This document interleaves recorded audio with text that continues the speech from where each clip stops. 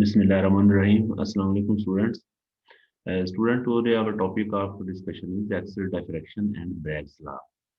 Axial diffraction and Bragg's law.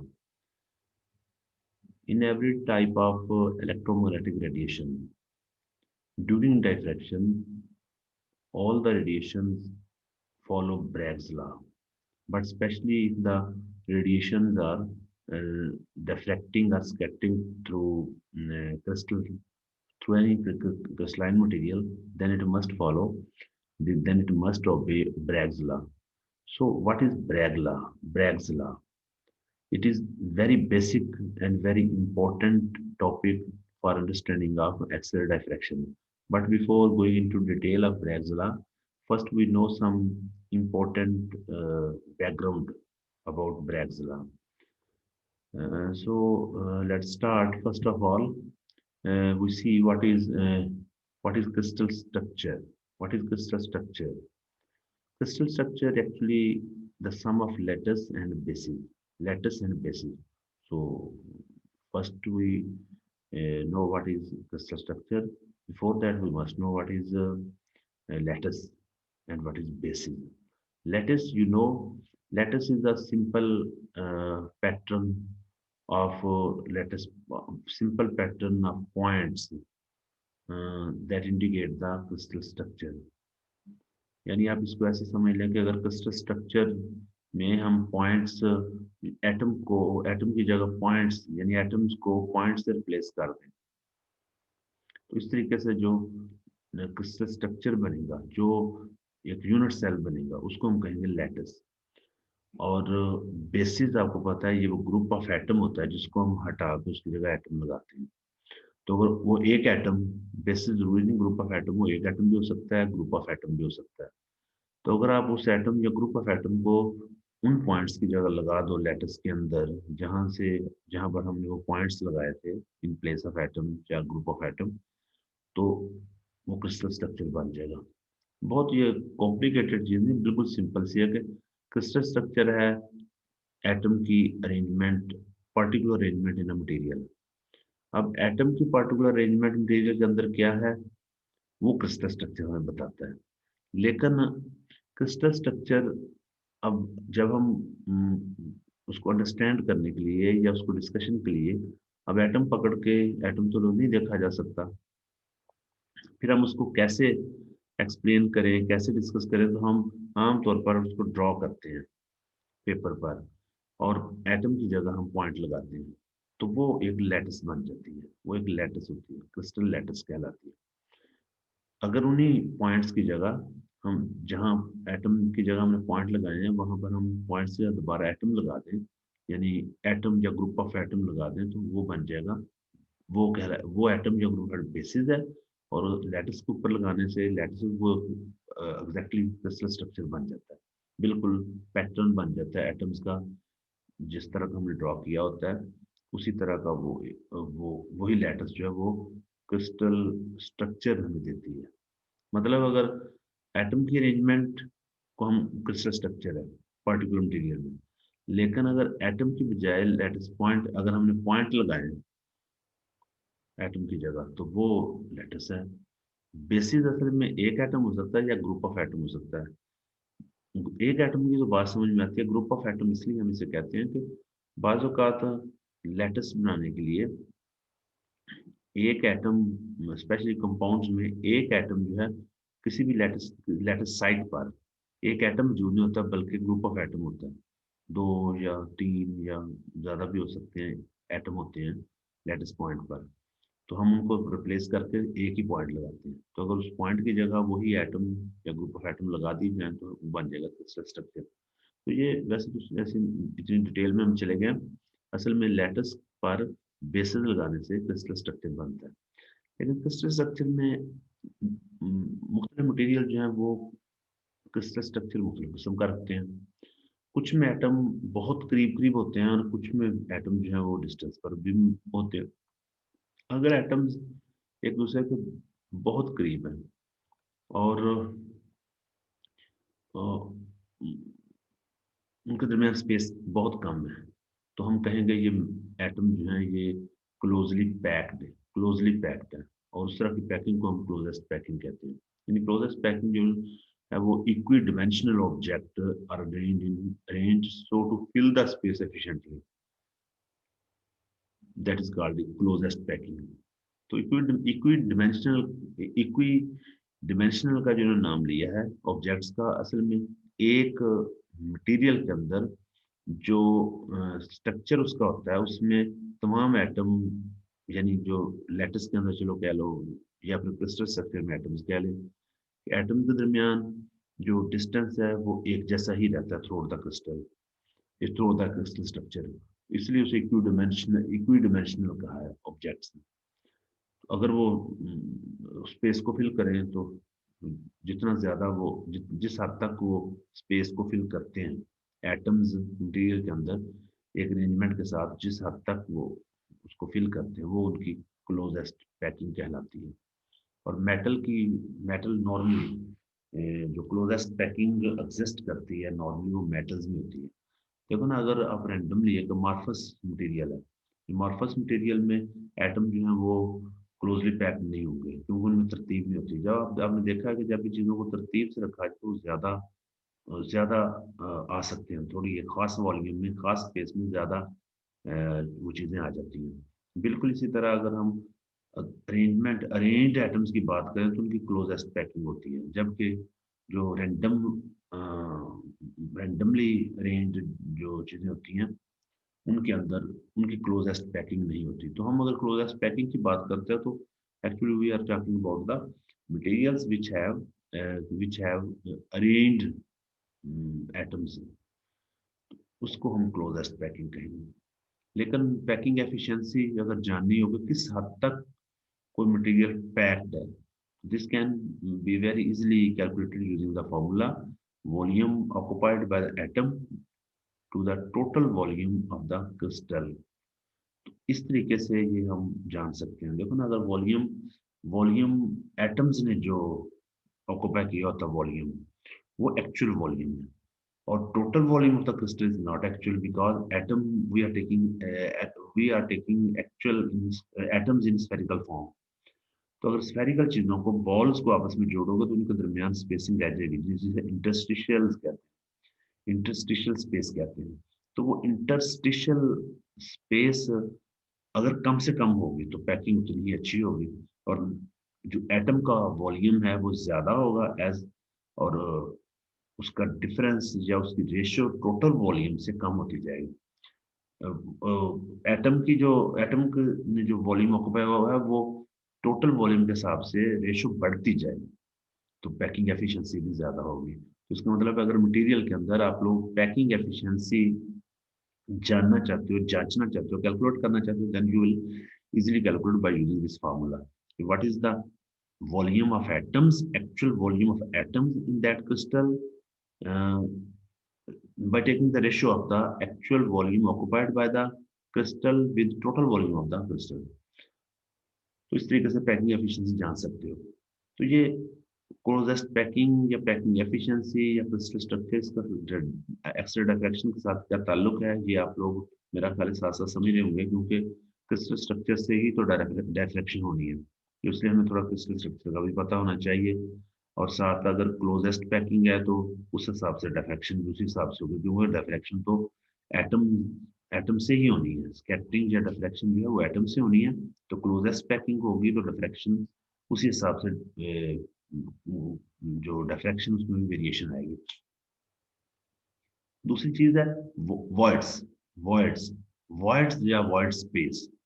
Voids या wide space ये actually वो स्पेस होती है जो एटम के दरमियान खाली होती है, जिसमें मैंने अभी इंटरस्टिशियल साइड की बात की, इंटरस्टिशियल स्पेस की, वो उनको हम वॉइड कहेंगे। जैसे मैंने आपको बताया कि एटम को हम स्फेरिकल काउंट करते हैं, स्फेरिकल कंसिडर करते हैं कि एटम स्फीयर लाइक शेप है। सो अगर हम किसी मटेरियल के अंदर एटम की को अरेंज करें तो उनके दरमियान खाली जगह मौजूद होगी। अब जैसे आप अगर कोई देखने का बॉल्स को अगर आप जोड़ेंगे तो दरमियान में खाली जगह रह जाएगी क्योंकि स्फेरिकल होते हैं ना। अगर तो देखो ये क्यूबाइड शेप्ड हो तो फिर तो ये साथ साथ जुड़ते जाएंगे और दरमियान में स्पेस नहीं होगी। लेकिन जितना भी क्लोजली मटेरियल के अंदर मेटल्स के अंदर एटम क्लोजली पैक्ड होंगे, लेकिन due to their spherical shape they have some voids, they have some interstitial spaces in between them.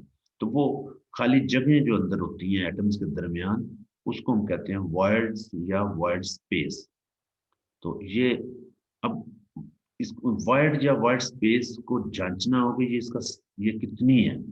तो आप लोग ये देख लें कि उस जगह पे जितना बड़े से बड़ा स्फेरिकल बॉडी या बड़े से बड़ा स्फीयर जो उसमें फिट हो सकता है, उससे हम कहेंगे कि वॉइड का ये साइज है, वॉइड का साइज। असल में आप अब इसमें ये भी आपके माइंड में क्वेश्चन आ सकता है कि अगर इंटरस्टिशियल स्पेस यानी कि वॉइड्स या वॉइड स्पेस स्पेसिंग में हमने कुछ स्फीयर ही ऐड करना है, तो वहां एटम ही क्यों नहीं जाकर एडजस्ट हो जाता। असल में जो इंटरस्टिशियल साइट्स होंगी जिन्हें हम वॉइड कहते हैं, वो हमेशा उनके उनमें जो एटम या साइज जो उनमें स्फीयर जो फिट आएगा उसका साइज हमेशा उन एटम से कम होगा जो उस स्फीयर को बना जो स्पेस को बनाते हैं।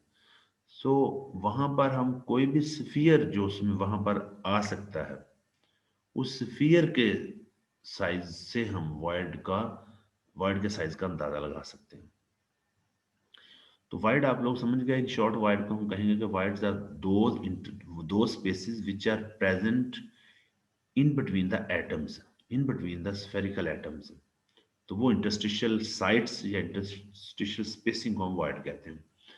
लेकिन वाइड के कोऑर्डिनेशन नंबर होते हैं, coordination number of wide. Coordination number of wide होता है कि एक वाइड या वही जो वाइड स्पेस है उसके सराउंडिंग में कितने एटम मौजूद हैं। सराउंडिंग में इमीडिएटली सराउंडिंग, ये नहीं कि दूर तक सराउंडिंग सराउंड नहीं हो, बल्कि उस वॉइड को प्रोड्यूस करने वाले कितने एटम है, कितने एटम की पार्टिसिपेशन है वॉइड को बनाने में।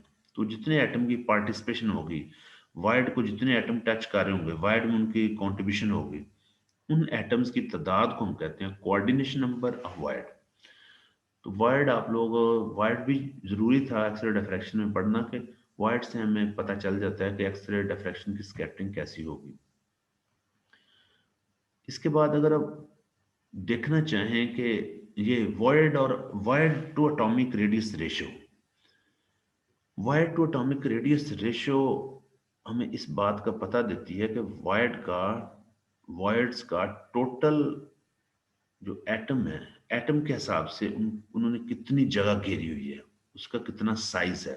तो ये इस तरीके से पता चल जाता है, यानी हम वॉइड के रेडियस को एटम के रेडियस के साथ कंपेयर कर लेते हैं। वही बात आ गई कि आप एटम के दरमियान जो स्पेसिफिक इंटरस्टिशियल यानी कि वॉइड, वहां पर एक छोटा बॉल रखें जितने छोटे साइज का आता है, फिर उसका रेडियस और एटम के रेडियस की रेशियो ले लें। जितनी रेशियो ज्यादा होगी, जाहिर बात है उतना ही वॉइड का साइज भी बढ़ता जाएगा। तो ये हम रेशियो से अंदाजा लगाते हैं। लेकिन रेशियो को कैलकुलेट अब एटम वहां रखकर या बॉल वहां रखकर तो हम कभी पता नहीं चला सकते, बिकॉज एटम का साइज बहुत कम है और वाइड्स का जो एरिया स्पेस होगी, वॉल्यूम होगा, वो तो और कम होगा। तो हम कैसे जांच सकते हैं? तो इसके लिए ये सिंपल सी कैलकुलेशन है। आप यहाँ ऐसे करें कि अगर आप लोग यहाँ से ये इस एटम के सेंटर से दूसरे एटम के ये नेबरिंग एटम जो बिल्कुल अपोजिट साइड में, उसके दरमियान एक सेंटर्स को आपस में मिलाएं और फिर एडजेसेंट एटम जो बिल्कुल साथ है, हॉरिजॉन्टल लाइन ड्रॉ करो वर्टिकल, तो आप देखेंगे एक ट्रायंगल बन जाएगी जैसा कि आपको नजर आ रही है फिगर में। और ये राइट ट्रायंगल होगी बिकॉज हॉरिजॉन्टल दो एटम जो नीचे पड़े हुए हैं बेस एटम्स, इनके जब आप सेंटर को मिलाएंगे तो एक हॉरिजॉन्टल लाइन बनेगी। फिर ये वाले जो लेफ्ट साइड राइट साइड पे दो एटम, इनको मिलाएंगे तो एक वर्टिकल साइड बनेगी। और जब अपोजिट एटम्स को मिलाएंगे तो ये हमारे पास आएगी हाइपोटेन्यूज, ट्रायंगल का हाइपोटेन्यूज आएगा। तो आप लोग देखें तो यहाँ राइट ट्रायंगल बन रही है। अब राइट ट्रायंगल में हमें रेडियस का तो पता है, एटम का रेडियस जो है वो आर ए, एक एटम के रेडियस को अगर हम कहें, तो चूंकि बेस में दो एटम के रेडियस ले रहे हैं, सेंटर को मिलाया हुआ, तो ये दो रेडियस के बराबर है, so we will take it to R A. Similarly vertical direction में एटम जो है राइट साइड पे, उनके सेंटर के दरमियान डिस्टेंस भी टू आर ए है। बट हाइपोटेन्यूज यानी ऑपोजिट साइड को मिलाने वाली जो लाइन है, इसमें दो एटम्स का रेडियस आता है और साथ साथ वायर्ड का साइज भी आता है। तो वो वायर्ड का साइज एग्जैक्टली नहीं, बल्कि उसके अंदर जो हमने एक बॉल रखा है इसकी मेजरमेंट के लिए, वो बॉल जो है उसका डायमीटर भी अंदर आता है, उसका डायमीटर 2 रेडियस के इक्वल है, so we will take 2 radius of void. तो टोटल हाइपोटेन्यूज जो है उसकी लेंथ बन जाएगी 2 radius of void plus 2 radius of atom. तो टोटल ये हाइपोटेन्यूज होगा।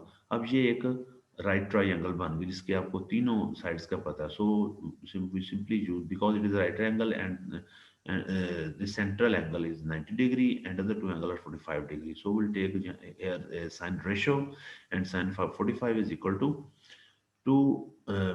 sine 45 is perpendicular over hypotenuse, and perpendicular is 2RA, hypotenuse is 2RV, wide radius 2 radius, wide radius plus 2 atomic radius।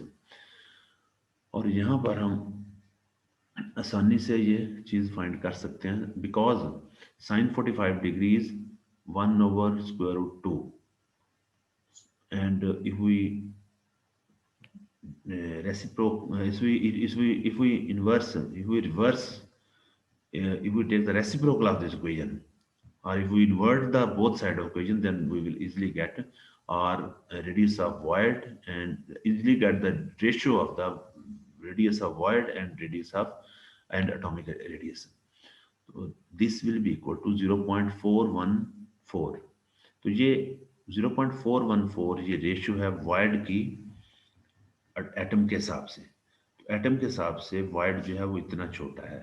इस तरह हम वाइड की ratio जो है वो एटम के वाइड के रेडियस की रेशियो एटम के रेडियस से या वाइड को एटम से कंपेयर कर सकते हैं। So next is coordination number, not symmetry but it is a coordination number। coordination, this is simply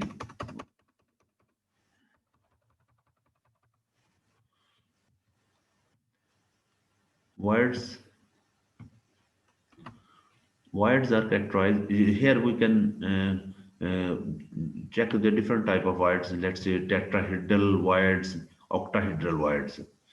Tetrahedral voids are surrounded by 4 atoms, while octahedral voids surrounded by 8 atoms, 6 atoms, sorry 6 atoms। आप लोग ये देख सकते हैं कि 4 atom, tetra तो होता है 4 है, but this is hedral not gon. Gon होता है corner, 4 corner tetragon, 6 corner hexagon, but this is octahedral octahedral. Octahedral mean 8 इसकी साइड्स हैं, इसके फेसेस 8 हैं और इस यहाँ पर फेस 4 बन रहे हैं। तो ये कंफ्यूजन आप याद रखिएगा। अगर 4 कोऑर्डिनेशन नंबर, आप ये समझ लें किसी वर्ड का 4 कोऑर्डिनेशन नंबर, उसके 4 फेस बनेंगे। तो इस इन दिस केस जो वर्ड का रेडियस होगा, जो वर्ड का वर्ड की टाइप होगी, हम इसे कहेंगे टेट्राहेड्रल वर्ड, यानी 4 एटम से बनेगा और हर एटम 4 एटम से फेस भी 4 बनेंगे, 1 2 3 और दूसरी साइड पे 4। तो 4 फेस से बनने वाला जो वाइड है और ये वाइड बन भी ऐसी रहा है। आप देखो ना, ये एक एटम और 2 ये, इन तीनों को मिलाएं तो एक फेस बन रहा है। इस तरह इधर दूसरा फेस, नीचे की तरफ तीसरा और एक बेस में चौथा। तो 4 फेस के दरमियान जो वाइड होगा उसे हम कहेंगे टेट्राहेड्रल वाइड। और इसी तरह ये 6 एटम जो एक दूसरे के बिल्कुल एग्जैक्टली ऑपोजिट हैं, डाउनवर्ड डायरेक्शन, अपवर्ड, लेफ्ट और राइट में, एंड टॉप बॉटम और फ्रंट और बैक की तरफ जो 6 एटम है। लेकिन 6 एटम जब उनको हम देखेंगे तो 6 एटम से 8 फेसेस बनेंगे। ये 1 2 3 और इसी तरह दूसरी तरफ 4 और 4 ही नीचे। तो ये 8 सरफेसेस या 8 फेसेस से बनने वाला उनके दरमियान जो वाइड होगा उसको हम ऑक्टाहेड्रल वाइड कहेंगे। But it is actually surrounded by 6 atom. 6 atom से सराउंड करने वाला वाइड ऑक्टाहेड्रल और 4 एटम से सराउंड करने वाला ये है टेट्राहेड्रल वाइड। तो ये आप लोग इसको याद रखेंगे। This is all about wired and some basics, but now we move toward Compton effect। Compton effect, Compton effect आप लोग ये एफएससी क्लासेस से पढ़ते आ रहे हैं। इस लेवल पे Compton effect जो है उसको बताना तो मेरा ख्याल है आप शायद मुझसे ज़्यादा जानते होंगे, लेकिन कॉम्पटन इफेक्ट के बारे में थोड़ा सा बताना यहाँ जरूरी इसलिए है कि कॉम्पटन इफेक्ट में भी फोटोन की स्कैटरिंग होती है और एक्सरे डिफ्रैक्शन में भी फोटोन की स्कैटरिंग है। तो क्या फोटोन की स्कैटरिंग कहीं एक्सरे डिफ्रैक्शन जो है ये फोटोन कॉम्पटन इफेक्ट की तरह ही तो नहीं, इसलिए हम थोड़ा सा कॉम्पटन इफेक्ट को कंपेयर करेंगे एक तरह का, या इसको एक्सरे के हवाले से देखेंगे। तो अगर आप लोग इसको देखें, कॉम्पटन इफेक्ट जो है ये आपको पता है कि जब भी कोई फोटोन किसी इलेक्ट्रॉन से स्ट्राइक करता है तो वो स्कैटर हो जाता है फोटोन, और अपनी कुछ एनर्जी इलेक्ट्रॉन को दे देता है, और इलेक्ट्रॉन किसी भी एक डायरेक्शन में रिकॉइल हो जाता है। तो जरा देखें, बिल्कुल यही एक्सरे एक्सरे डिफ्रैक्शन में भी यही होता है। X ray actually electromagnetic radiation and these are photons. So when X-rays strike with the target, with any material or with the target material or with the sample, then exactly same phenomena is occur. ये photon आए, sample के atom से टकराए, atom से नहीं टकराते बल्कि electron से टकराते हैं। एटम के इलेक्ट्रॉन के साथ भी उनकी कोलिजन होती है। स्ट्राइकिंग आप समझ लें कि मतलब स्ट्राइक करती हैं जो एक्सरेज है वो फोटोन है।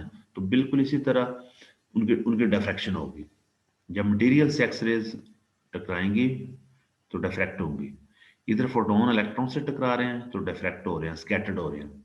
वहां भी एक्स डिफ्रैक्शन भी जो एक तरह की स्कैटरिंग है ना, लेकिन होगा ये कि यहाँ वहां पर मटेरियल के अंदर भी एटम जो इलेक्ट्रॉन होते हैं वहाँ फोटोन जो है वो इलेक्ट्रॉन से स्ट्राइक करके स्कैटर हो सकते हैं। तो वो जो हमें डिफ्रैक्शन पैटर्न मिलता है कहीं उसमें जो स्कैटरिंग इलेक्ट्रॉन की वजह से वो भी तो उसमें शामिल नहीं होती।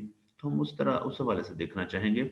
असल में जो डिफ्रैक्शन होती है एक्सरे की मटेरियल के साथ डिफ्रैक्शन जो है वो तो मटेरियल एक्सरे जो एग्जैक्टली एटम से डिफ्रैक्ट होती हैं, लेकिन एक्सरे इलेक्ट्रॉन एटम से डिफ्रैक्ट होने के साथ साथ इलेक्ट्रॉन से भी होती हैं। तो इलेक्ट्रॉन से जो डिफ्रैक्शन स्कैटरिंग हो रही है और एटम से जो स्कैटरिंग या डिफ्रैक्शन हो रही है, तो क्या ये हमें रिजल्टेंट के तौर पे कैसे जो हमें डिफ्रैक्शन मिल रही है वो कौन सी है? क्या वो एटम की डिफ्रैक्शन है, एटम से डिफ्रैक्शन है, न्यूक्लियस से, आई एम सॉरी न्यूक्लियस से? वो एटम से डिफ्रैक्शन, आप इस बात को समझें, जरा दोबारा सुने। कॉम्पटन इफेक्ट में फोटोन ने आना है और इलेक्ट्रॉन से स्ट्राइक करना है और अपनी कुछ एनर्जी इलेक्ट्रॉन को दे देनी है, और कुछ एनर्जी के साथ उसने स्कैटर हो जाना है। ज़ाहिर जब वो टकराएगा तो कभी भी वो अपनी जो उसकी इंसिडेंट जो ओरिजिनल डायरेक्शन उसमें तो जाएगा नहीं, इलेक्ट्रॉन के साथ स्ट्राइक करने के बाद स्कैटर होगा। और इलेक्ट्रॉन को जब फोटोन से कुछ एनर्जी मिलेगी तो वो रिकॉइल होगा। तो कॉम्पटन इफेक्ट में तो यही होता है। फिर कितनी कॉम्पटन ने एक्चुअल में फाइंड किया था वो फेज शिफ्ट, जिसे कॉम्पटन शिफ्ट कहते हैं, कि कितनी चेंज आती है वेवलेंथ में before collision and after collision, यानी before incidence with electron and after scattering. तो वो स्कैटर्ड एक्सरे फोटोन और स्कैटर्ड फोटोन और इंसिडेंट फोटोन के वेवलेंथ में डिफरेंस क्या आता है, ये पता चलाया था कॉम्पटन ने। वो डिफरेंस लिया था उसने, जिसे हम कॉम्पटन शिफ्ट कहते हैं। तो यहाँ पर अगर हम एक्सरे फोटोन लेते हैं और वही x ray photon just like in Compton fact आगे से ट्राई करता है इलेक्ट्रॉन के साथ, तो बिल्कुल इस तरह उसकी एनर्जी में चेंज आएगी। एनर्जी होती नहीं एच न्यू, एनर्जी में चेंज आएगी। और एनर्जी एच तो कांस्टेंट है, सो न्यू यानी कि फ्रीक्वेंसी में चेंज आएगी, जैसे उसकी फ्रीक्वेंसी में चेंज आएगी। फ्रीक्वेंसी में चेंज आएगी तो वेवलेंथ में चेंज आएगी। तो फोटोन की पहले जो एनर्जी थी वो एच न्यू वन थी, और बाद में जो एनर्जी आफ्टर स्कैटरिंग वो एच न्यू टू है। और जिस एंगल से वो स्कैटर हुआ है वो एंगल थीटा है। तो आप लोग यहाँ से कैलकुलेशन तो वो आपको पता है, law of conservation of energy और मोमेंटम को इकट्ठा सॉल्व करने से, उनकी इक्वेशन बना के उसको सॉल्व करने के बाद हम वो एफएससी में ये सारी डिटेल उसमें तो नहीं जाएंगे, लेकिन कॉम्पटन शिफ्ट जो फाइंड की थी उसने, वो delta lambda is equal to lambda two minus lambda one, यानी lambda two after scattering wavelength है और लैम्डा वन ओरिजिनल जो फोटोन था उसकी वेवलेंथ है। तो दोनों का डिफरेंस जो है वो डेल्टा लैम्डा होगा, कितनी चेंज आई है। and this change is equal to this component shift is equal to 2h over mc sin square theta। और अगर हम ये चूंकि कांस्टेंट है सारी 2h over mc, जब हम वैल्यू पुट करें तो हमें ये रिजल्ट मिलता है। तो ये वेवलेंथ में चेंज आ रही है। और अगर आप लोग देखें तो जब स्ट्राइक करती हैं एक्सरेज मटेरियल के साथ तो वहां पर भी डिफ्रैक्शन होती है। तो फिर ये हमें जो जो हमें पैटर्न मिलता है, जो हम डिफ्रैक्शन के नतीजे में जो रेडिएशन को जो फॉल करती हैं यानी स्कैटर्ड रेडिएशन, और वहाँ उनमें पैटर्न देने वाली कौन सी और बाहर इलेक्ट्रॉन से स्ट्राइक इलेक्ट्रॉन की वजह से स्कैटर जो थी वो कौन सी है। तो वो डिफरेंस जो है ना उसका हमें पता चलता है। उसका पता चलेगा ये एक्सरेज स्कैटर्ड एक्सरेज जो हैं बाय इलेक्ट्रॉन, वो पीक में जो पीक्स बनती हैं वो उसमें उनकी पार्टिसिपेशन नहीं होती, क्योंकि वो सारी की सारी असल में होगा ऐसे ना कि जो हमें पैटर्न मिलेगा उसमें जो इन फेज स्कैटर्ड वेव होंगी वो असल में पीक देती है हमें। मतलब पहले इंटरप्लेनर स्पेस में पहले एटॉमिक प्लेन जो है उससे और फिर दूसरे से जो डिफ्रैक्ट होके आ रही हैं, दोनों इन फेज हैं, तो वो जितनी ज्यादा रेडिएशन इन फेज होंगी इंटेंसिटी ज्यादा वही पीक हमें देती हैं। लेकिन इलेक्ट्रॉन के साथ स्ट्राइक करने के बाद ये डिफरेंट डायरेक्शन में स्कैटर हो जाती हैं। सो ये वो पीक्स नहीं देती बल्कि और अगर पीक देती हैं तो वीक होती हैं पीक, और उनको फिर इंडेक्स करना, उनका पता चलाना कि वो कौन से पैटर्न बता रही हैं वो मुमकिन नहीं, वो तो पता नहीं चलेगा, क्योंकि वो एक्चुअल में क्रिस्टल स्ट्रक्चर तो नहीं बताएंगी, वो तो इलेक्ट्रॉन जहाँ जहाँ मौजूद हैं वहाँ इलेक्ट्रॉन के साथ स्कैटर हुई हैं। सो वो हमें वो बैकग्राउंड नॉइज के तौर पे हम उनको लेते हैं, और उनको ये बैकग्राउंड नॉइज जो है इसको हम डिफ्रैक्शन एक्सपेरिमेंट में ये नॉइज के तौर पे लेते हैं, और जब भी उसको फिर इंडेक्स किया जाता है तो नॉइज को रिमूव कर दिया जाता है। तो ये कॉम्पटन के हवाले से आपको देखना दिया था कि डिफ्रैक्शन में ये जो कॉम्पटन इफेक्ट वहाँ इन्वॉल्व होता है, वो उस कॉम्पटन इफेक्ट का pattern x ray diffraction actual x ray diffraction के साथ क्या ताल्लुक है और फिर उसको किस तरह आपने हैंडल करना है। So this is all about Compton fact. Now we'll move another topic and another concept, and that is superposition of waves. Superposition of waves. ये बहुत आसान सा है और छोटी क्लासेस में आप लोग पढ़ चुके हो, but here we will recall this concept superposition of wave. आपको पता है ना, वेव जब भी आ रही होती है, जब भी वेव किसी खास डायरेक्शन से मूव करती हैं और मटेरियल से हिट करती हैं, बल्कि जब वेव आ रही होती हैं और उन्होंने मटेरियल से आफ्टर स्कैटरिंग भी जब वो हमें हासिल होंगी, तो दोनों केसेस में कुछ इस तरीके से होगा कि अब वेव को हमने ये देखना है कि वो जो हमें रिजल्टेंट एम्पलीट्यूड मिल रहा है वेव का वो क्या है। यानी अगर दो या दो से ज्यादा वेव आपस में इंटरफेयर करती हैं तो उनके इंटरफेरेंस से वेव्स जो हैं वो रिजल्टेंट वेव कैसी होगी। अगर तो बड़ा आसान सा है कि अगर दो वेव, जैसे आपने देखा होगा कि अगर दो वेव कंस्ट्रक्टिव इंटरफेयर करें तो एम्पलीट्यूड डबल हो जाता है, और अगर डिस्ट्रक्टिव तरीके से इंटरफेयर करें तो एम्पलीट्यूड खत्म हो जाता है, वेव भी खत्म हो जाती है, दोनों का इफेक्ट कैंसिल हो जाता है। लेकिन अगर दो या दो से ज्यादा वेव कंस्ट्रक्टिवली या डिस्ट्रक्टिवली इंटरफेयर नहीं कर रही, किसी भी तरीके से आपस में मिल रही हैं, तो रिजल्टेंट वेव कैसी होगी। तो इस चीज को डील करता है प्रिंसिपल ऑफ सुपरपोजिशन। तो यही वो हम यहाँ देखना चाहते हैं कि यहाँ पर अगर आप लोग देखें तो ये वेव जो आपको जरा थोड़ी सी बोल्ड नजर आ रही है, this is the resultant wave. और ये दो वेव हैं जो आपस में इंटरफेयर कर रही हैं, लेकिन एग्जैक्टली कंस्ट्रक्टिव या डिस्ट्रक्टिव इंटरफेरेंस नहीं दे रही। तो हम क्या करेंगे, हम किसी भी पॉइंट पर रिजल्टेंट वेव ड्रॉ करने के लिए, रिजल्टेंट वेव का एम्पलीट्यूड फाइंड करने के लिए दोनों वेव के एम्पलीट्यूड को ऐड करेंगे। ऐड करने से जितना भी हमें जो रिजल्ट मिलेगा वो रिजल्टेंट वेव का उस पॉइंट पर एम्पलीट्यूड होगा। अगर आप लोग देखें तो ये किसी पॉइंट पर एक वेव जो है वो जो इक्विलिब्रियम पोजीशन है उससे ऊपर है और एक उससे नीचे है, तो दोनों का इन दोनों केसेस में भी दोनों का एम्पलीट्यूड ऐड होगा, लेकिन जो भी वेव इक्विलिब्रियम पोजीशन से नीचे होगी उसके एम्पलीट्यूड को नेगेटिव लिया जाएगा। तो इस तरीके से आप ऐड करेंगे तो जो भी रिजल्ट बनेगा उस वो रिजल्टेंट वेव का उस पॉइंट पर एम्पलीट्यूड होगा। तो इस तरीके से हम रिजल्टेंट वेव को का जो है वो फाइंड कर सकते हैं। इसी तरह बिल्कुल ये दो वेव हैं, इनकी थोड़ा सा इंटरफेरेंस थोड़ी सी डिफरेंट है और इससे भी रिजल्टेंट वेव जो है ना देखो हासिल हो रही है। अगर एग्जैक्टली ये डिस्ट्रक्टिव तरीके से इंटरफेयर करती है तो रिजल्टेंट वेव का एम्पलीट्यूड जीरो होना था, but here the resultant wave have some amplitude which shows that their interference is not exactly destructive, और इसमें ना तो एग्जैक्टली कंस्ट्रक्टिव है ना इसमें एग्जैक्टली डिस्ट्रक्टिव।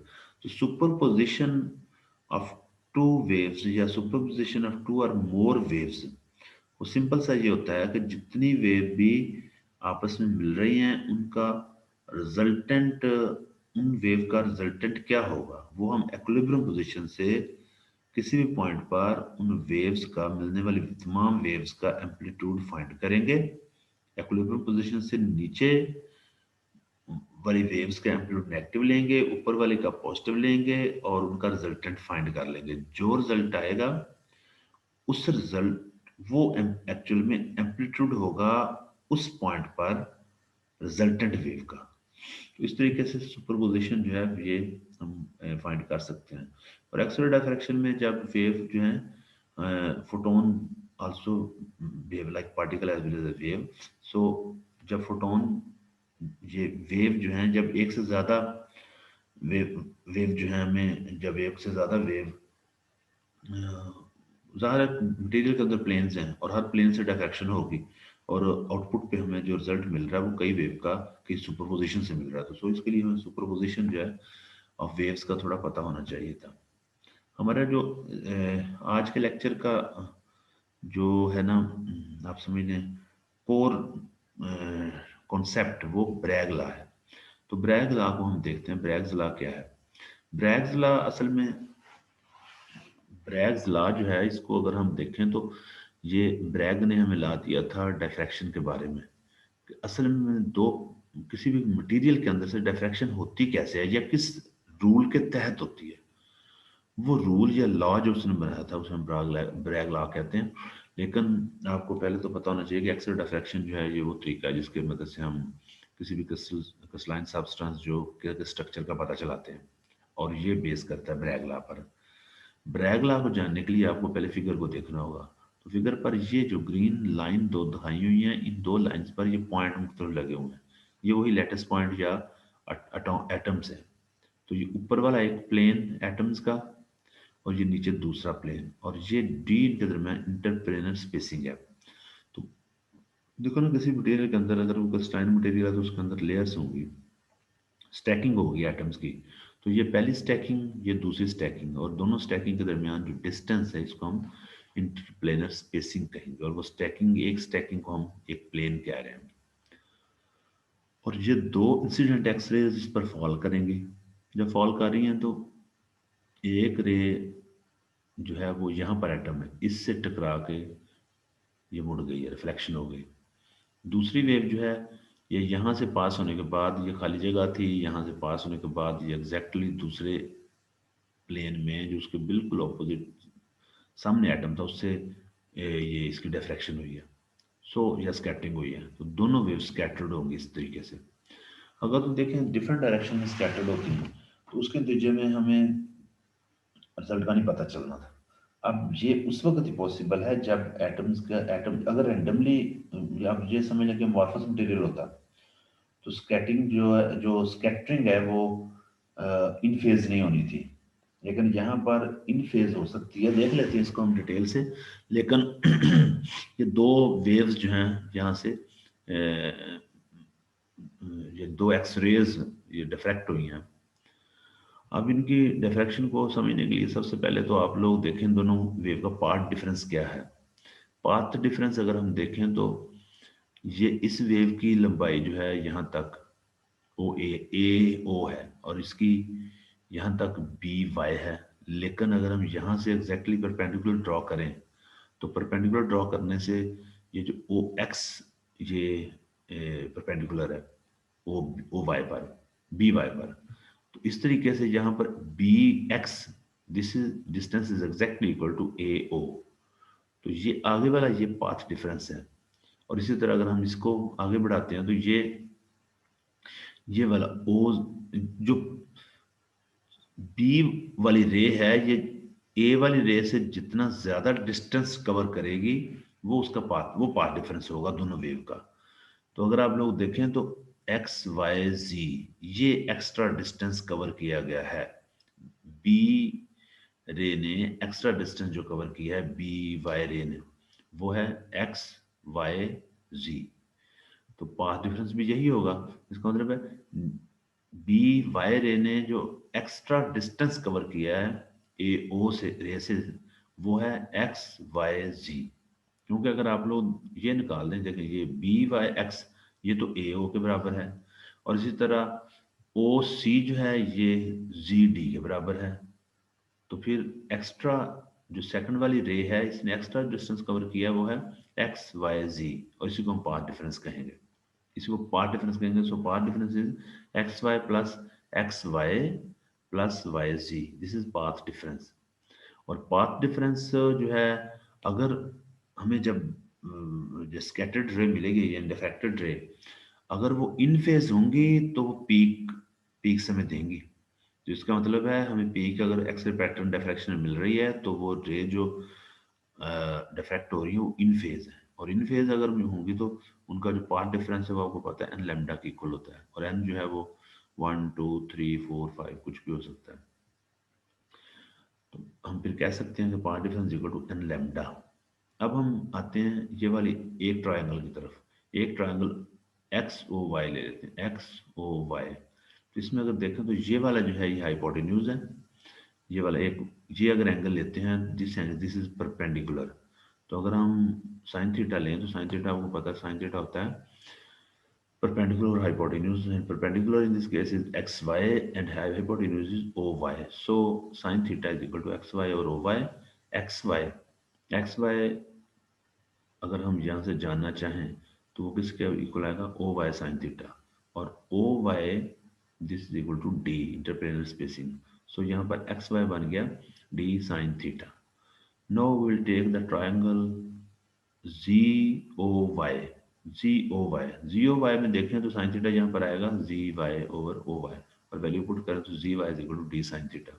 और इन दोनों डी साइन थीटा को हम पाथ डिफरेंस जो एन लेमडा उसमें पुट करते हैं। तो n lambda is equal to अगर d sine theta plus d sine theta, and this is equal to 2d sin theta। तो n lambda is equal to 2d sin theta। This is Bragg equation, और इसी को Bragg law भी कहते हैं। यहाँ पर n जो है ये ऑर्डर ऑफ डिफ्रैक्शन है। ऑर्डर डिफ्रैक्शन का मतलब ये है कि अगर पहले प्लेन और दूसरे प्लेन से जो डिफ्रैक्शन हो रही है इसको हम कहेंगे फर्स्ट ऑर्डर डिफ्रैक्शन, और इसके केस में n1 है। और इसी तरह अगर हम आगे वाले प्लेन लेंगे तो ऑर्डर ऑफ डिफ्रैक्शन जो है वो इंक्रीज होता जाएगा। लैम्डा वेवलेंथ है, उस वेवलेंथ का जो एक्सरे फॉल कर रही है जिसकी हम डायफ्रैक्शन ले रहे हैं, उस एक्सरे की जो वेवलेंथ है उसको हम लेंगे लैम्डा। यहाँ पर डी इंटरप्लेनर स्पेसिंग है और थीटा इज ग्लेंसिंग एंगल। और अगर आप लोग देखें तो जो रे फॉल कर रही है वो कुछ एंगल के साथ फॉल कर रही है, जितने एंगल के साथ फॉल कर रही है उसको हम ग्लेंसिंग एंगल ले रहे हैं। और फिर Bragg law is actually the relationship between wavelength, interplanar spacing and glancing angle. तो ये रिलेशनशिप है इनके दरमियान। तो इसका मतलब ये हुआ कि अगर आप लोगों को एंगल का या एंगल ऑफ डिफ्रैक्शन रिफ्लेक्शन जिसे हम कहते हैं, अगर एंगल ऑफ रिफ्लेक्शन का या फिर आप पता चलाना चाहते हैं लेकिन आपको इंटरप्रेटर स्पेस वेवलेंथ है, तो फिर आप यानी तीन में से कोई भी दो वेरिएबल अगर आपके पास है then you can easily calculate the easily find the third variable. This is all about Bragg's law. और अब हम ये कुछ न्यूमेरिकल एग्जांपल्स ब्रैग लॉ की जल्दी से देख लेते हैं। तो आप लोग देखें क्वेश्चन नंबर 1 या एग्जांपल 1 है, x ray of wavelength 1.5 angstrom are diffracted by set of atomic plane. यानी एटॉमिक प्लेन ये वाला नज़र आ रहा है, यहाँ से एक एक्सरे जो है वो डायफ्रैक्ट हो रही है और उसकी वेवलेंथ भी दी हुई 1.5 एंगस्ट्रॉम है क्रिस्टल में। तो आप देखेंगे find the angle alpha for first order diffraction. तो फर्स्ट ऑर्डर डिफ्रैक्शन के लिए आपने एंगल अल्फा जो है वो फाइंड करना है। तो बहुत आसान है, आपको पता है डिफ्रैक्शन का ऑर्डर कौन सा है, फर्स्ट, और जिसका मतलब एन जो है 1 होगा। इंटरप्रेटेड स्पेसिंग आपको दी हुई 2.9 एंगस्ट्रॉम और wavelength of x ray that is also 1.5, that is also given and which is equal to 1.5 angstrom. तो एन लैम्डा डी है, तो आप लोग फाइंड करना चाहते हो थीटा, तो वही sine theta is equal to 2d sine theta is equal to n lambda. और साइन थीटा क्या आएगा, n lambda divided by 2d। N 1 है और लैम्डा 1.5, और 2d को जब मल्टीप्लाई करेंगे d हमारे पास 2.9, तो ये 5.8 होगा। तो हम बड़ी आसानी से 0.259, this is sine theta and theta is equal to 15 degree. लेकिन अगर आप अल्फा फाइंड करना चाहते हो तो आपको पता है ये एंगल जो है ये 90 डिग्री है, 90 डिग्री में से थीटा यानी 15 डिग्री माइनस कर दें, then you will easily get alpha which is equal to 75 degree.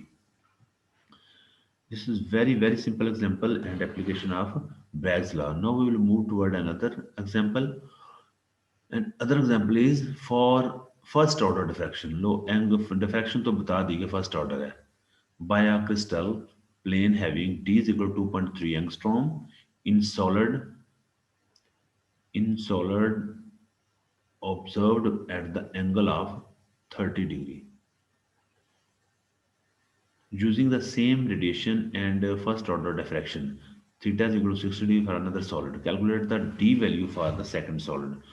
बड़ा आसान है, आप पहले सॉलिड से आपको ऑर्डर का भी पता है, आप लोगों को इंटरप्लेनर स्पेसिंग का भी पता है और थीटे का भी। तो then from first data you will find first lambda wavelength of the x rays.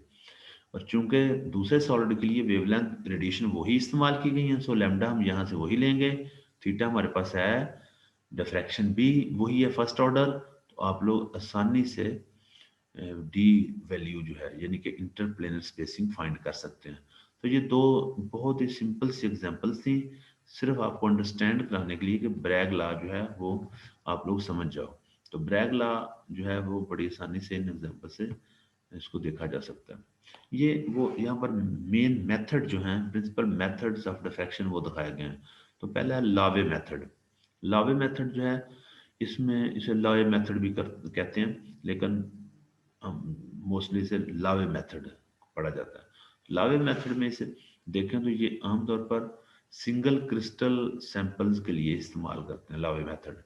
और सिंगल क्रिस्टल सैंपल को करने के लिए लावे मेथड में थीटा को फिक्स रखते हैं, लेकिन लैम्डा को वेरी करते हैं, यानी हम डिफरेंट रेडिएशन डिफरेंट वेवलेंथ की रेडिएशन को यूज करते हैं एक ही एंगल पर। तो उस तरीके से हम ये उसके क्रिस्टल स्ट्रक्चर जो है कैसा होगा, सिंगल क्रिस्टल का स्ट्रक्चर कैसा होगा उसको डिटरमाइन करते हैं। तो ये किस डायरेक्शन में उसकी ओरिएंटेशंस क्या हैं वो पता चलाते हैं।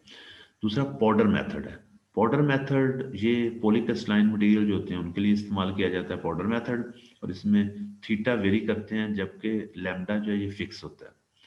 और आमतौर पर आप अपने सैंपल्स के लिए यही मेथड यूज करते हो, पॉडर मेथड, और इससे हम डी स्पेसिंग का पता चला लेते हैं as well as simple crystal structure पता चल जाते हैं। और नेक्स्ट है रोटेटिंग क्रिस्टल ऑसिलेशन और crystal single crystal diffractometer method. इसमें हम क्या करते हैं, इसमें सिंगल क्रिस्टल सैंपल्स को रोटेट करते हैं, जिसमें वो जब रोटेट करेंगे तो ज़ाहिर एंगुलर फ्रीक्वेंसी जो है वो ख़ास एक एंगुलर फ्रीक्वेंसी होगी और उसमें लैम्डा फिक्स होगा।